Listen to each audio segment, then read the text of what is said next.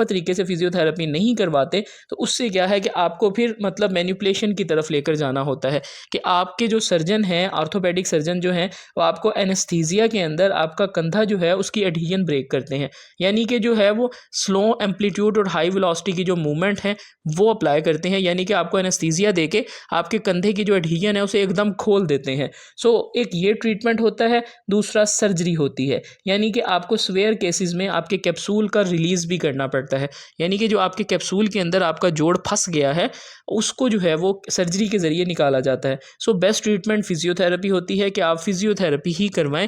Physiotherapy से क्या है कि आपको बाहर से यानी कि आउटर सरफेस से सारा ट्रीटमेंट मिलता है, आपकी अंदर से कोई सर्जरी नहीं होती।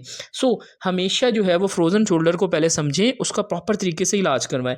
देखिए आप एनसेड और स्टेरॉयड इंजेक्शन जो है वो अगर लगवा भी लेंगे तो मूवमेंट नहीं करेंगे तो आपका कंधा फिर भी नहीं खुलेगा। सो फर्स्ट ऑफ ऑल आप अपना इवेलुएशन जो है वो अपने ऑर्थोपेडिक सर्जन से लें।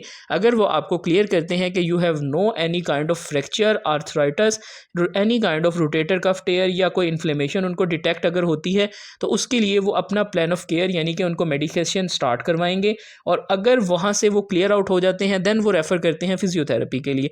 सो हमारा जो रोल होता है, हमने पेशेंट की stretching, range of motion exercises करवानी होती हैं। उन एक्सरसाइजेस को करने से क्या है कि देखें कि पेशेंट पहले जो है वो अपना कंधा नहीं मूव कर सकता, हम उनको डिफरेंट ये एडवांस लेवल की एक्सरसाइजेस होती हैं। आपने देखा होगा कि कहते हैं कि कंधे की आप वो फिंगर लैडर वाली यानी कि उंगलियों से ऊपर चढ़ें और आप इस तरह से पेंडुलम एक्सरसाइज करें, वो बेसिक एक्सरसाइजेस हैं।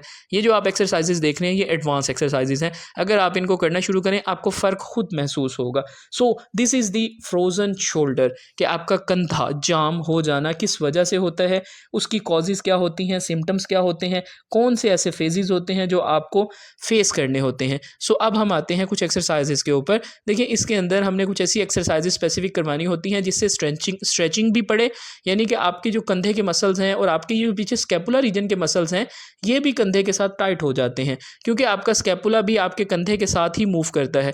जब उसकी मूवमेंट कम होती है तो आपका जो स्कैपुलर रीजन है वो भी मतलब मुतासिर होता है। सो हमने कंधे के साथ साथ आपके बैक के मसल्स की भी स्ट्रेचिंग करवानी होती है।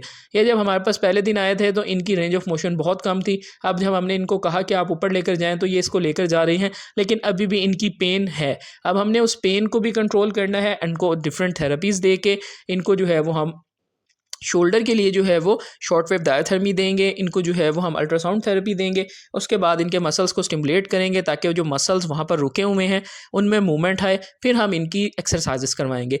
ये जो सारी आपने एक्सरसाइजेस देखी इनको आहिस्ता आहिस्ता आप करना स्टार्ट करें, इससे आपके कंधे को बहुत फ़ायदा होगा। अब ये जो आप एक्सरसाइज देख रहे हैं इसके अंदर आपने हाथ को